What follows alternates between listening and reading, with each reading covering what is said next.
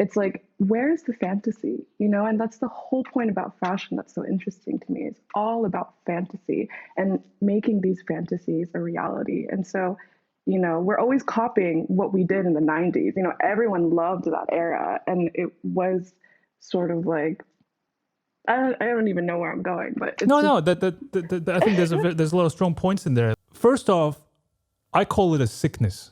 I really think it's a sickness in terms of the ideology of creativity. It has nothing to do with creativity. It has nothing to do with art. When we speak about fashion photography, what is it? What do we talk? When we speak about photography and image, what are we talking about? And building off of what I was saying before about the Judeo-Christian lineage, which is a very image-based culture, as opposed to other cultures and religions, lineage of Hinduism or Buddhism. Even though Islam is part of the Judeo-Abrahamic lineage, they also branched off from a kind of direct image construct. Now, this image construct comes down the lineage of the industrial military complex of the Western worlds, right? Yeah. Rembrandt or whatever. Like that's a way to really strengthen your particular iconography. So here's another little random tidbit of art history that I love. The CIA was the big money behind American artists such as Jackson Pollock. A lot of that modern art, where did that money come from? Where did that obsession come from? That was a part of the American industrial military complex budget to fight the Soviet Union. The Soviet Union, you can bet, also were funding their own artists. Look it up. Jackson Pollock is no different to Tom Cruise in Top Gun. Oh my God. That's the same purpose. Now, it's a cult in the sense that, everything's a cult, sure, but it's the question, are you able to distinguish the cult that you're in and name the fetish that you're playing? I'm not saying you can't play a certain fetish, but it's more like, are you aware of that game or do you just call that as reality in nature? It's not. It's a very specific game and specific fetish. Now, this whole art thing in 90s, what is that? Why is 90s so exciting? The 90s is the moment where Western ideology and value won. It's the period straight after the fall of the Soviet Union. So all of that built up energy and all of that's like trillions of dollars and decades of work. And that's this moment of celebration where we've crushed the end.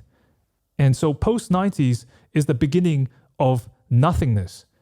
We now have the war on terror, which is nothing. You can't, there is no other. We're running out of other. Before that, we could fight the Russians, the Soviet Union, communism. We had a specific thing, and that's why we get to the moon and all this kind of stuff, and we celebrate that. But after that, it's just pure nihilism. There's nothing left. And in terms of human consciousness, we're talking about singularity. We're getting to a point where, are we really going to play this dumb 19th century game forever? It's completely delusional. So when people sign up to art school, you're not actually going into the discovery of expression. No. It has nothing to do with that. It has everything to do with how are you fitting into the American industrial military complex? Which part of the marketing side are you going to play a part of? Because I guarantee you, if you start going up at Parsons or SVA and you start producing Islamic representations of God, I guarantee you're not going to get any jobs or any fucking interest from any galleries. Yes. But if you were to orientalize yourself, if you were to package yourself, that's the new era. Of course, and then you say, well, what about now? We're so inclusive. Bullshit. That's just the way for the neoliberal society to distract ourselves from the current stage of that same said industrial military complex, because there's a lot of guilt. How are we supposed to explain to ourselves and our children, our own consciousness, the fact that we've raped Africa dry? How are we supposed to deal with that guilt? How do we deal with the guilt that every time you put on a pair of sneakers, that you consume the ideology of Nike and their latest ad about how we're trying to be more inclusive and include people of color in our advertising. Meanwhile, you know that the actual sole of the shoe is produced by tiny hands, probably in the Philippines. Yeah. So how do you deal with that on your conscious? It's very difficult. And so you do what psychologists call projection. You blame it on someone else and you say, no, we're good people. We're not good people. The whole participation of art and creativity, you're no better than the guy who signs up to go and be cannon fodder. You're just higher up on the rank. It's not good and bad, it just is.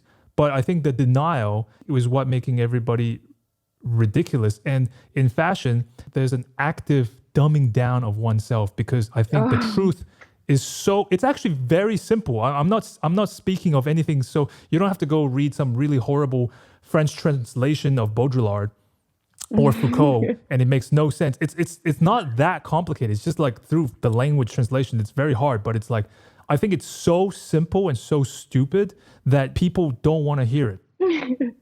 Because it hurts, because now it's like, well, what are you going to do now? What are you going to do now? Knowing, like, once I knew all of this, it's highly depressive, because, which is exciting, because it's like, finally, maybe we're going to do something different.